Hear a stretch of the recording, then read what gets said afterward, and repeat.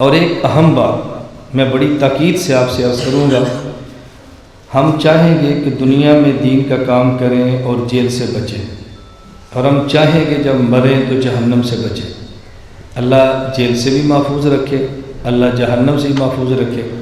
تو اس کے لیے آپ دو چیزوں کا اہتمام کریں، اس کو اپنا ماٹو بنا لیں، اس کو اپنا مزاج بنا لیں کہ ہم اسلام کو چھوڑیں گے نہیں اور قانون کو توڑیں گے نہیں۔ اسلام کو چھوڑیں گے نہیں اور قانون توڑیں گے تو جیل جائیں گے، اسلام چھوڑیں گے تو جہنم میں جائیں گے۔ جیل سے بچنا ہے قانون نہ توڑیں، اور جہنم سے بچنا ہے اسلام نہ چھوڑیں۔ تو ہم انشاءاللہ اسلام چھوڑیں گے نہیں اور قانون کو توڑیں گے۔ اپنے قانون پاکستان کے دائرے میں رہتے ہوئے اگر اپنے عقیدے کا کام نہ ہو سکتا تو آج آپ اس مرکز میں نہ آتے۔ اس مرکز میں آپ کا آنا اور میری ماضی جن کے علم میں ہے وہ سمجھتے ہیں کتنا مشکل کام تھا، لیکن الحمدللہ اللہ کا کرم ہے کہ پھر بھی کام جاری ہے۔ تو آپ اس کا اہتمام فرمائیں، اسلام کو چھوڑیں گے نہیں اور قانون کو توڑیں گے نہیں۔ اور ایک بات سمجھیں کہ ہماری دو شناخت ہے، اس کو آپ نے بھولنا نہیں۔ ایک ہماری شناخت ہے نظریاتی، ایک ہماری شناخت ہے جغرافیائی۔ ہماری نظریاتی شناخت کا نام ہے اسلام، ہماری جغرافیائی شناخت کا نام ہے پاکستان۔ ہم اسلام اور پاکستان پر کمپرومائز نہیں کر سکتے۔ جو اسلام کے خلاف وہ بھی ہمارے خلاف، اور جو پاکستان کے خلاف وہ بھی ہمارے خلاف۔ اسلام تباہ ہوتا ہے فرقہ واریت سے، اور پاکستان تباہ ہوتا ہے دہشت گردی سے۔ اس لیے ہم فرقہ واریت پر بھی لعنت بھیجتے ہیں اور دہشت گردی پر بھی لعنت بھیجتے ہیں۔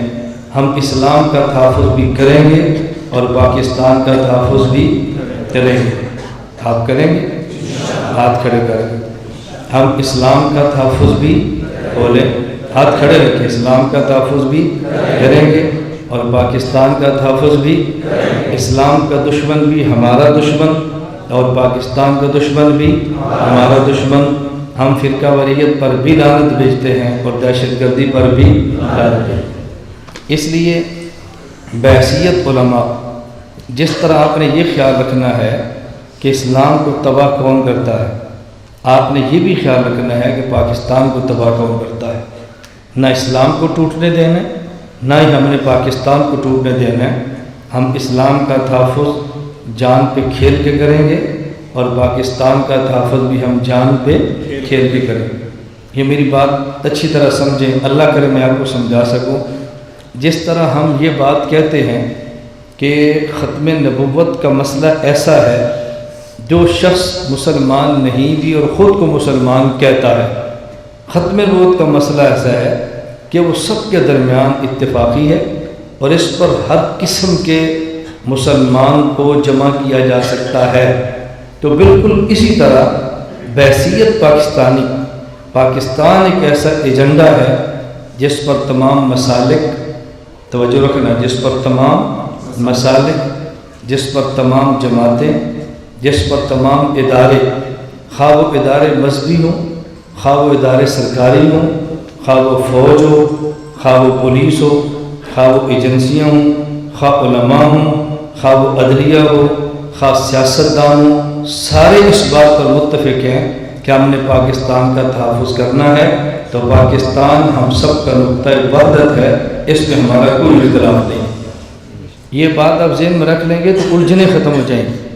کسی مدرسے میں کوئی افسر آ جائے تو ہمارے بعض طلباء کی غیرت دیوبندیت جوش میں آتی ہے کہ یہ محتمم صاحب بھی کیوں ہوئے، کیوں افسر آ گئے ہیں۔